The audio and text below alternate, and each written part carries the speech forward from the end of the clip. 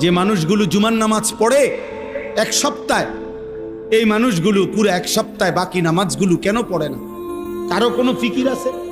কোনো একটা চায়ের দোকানে কোনোদিন যেখানে 10 জন মানুষ বসে, ওনারা কি একটা বার আলাপ করে কিও আমগো সমাজের লোকগুলো বাকি 5 ওয়াক্ত নামাজ কেন পড়ে না? কারো ফিকির নেই, কারো ফিকির নাই।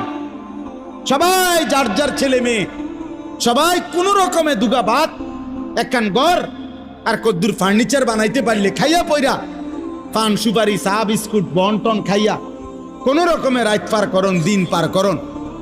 সবাই সবাইকে নিজেকে নিয়ে ব্যস্ত। আমরা মানুষের পরিবর্তন করবে কে? জাতিকে টিকাবে কে? বলেন। উম্মতের পরিবর্তন হবে কিভাবে?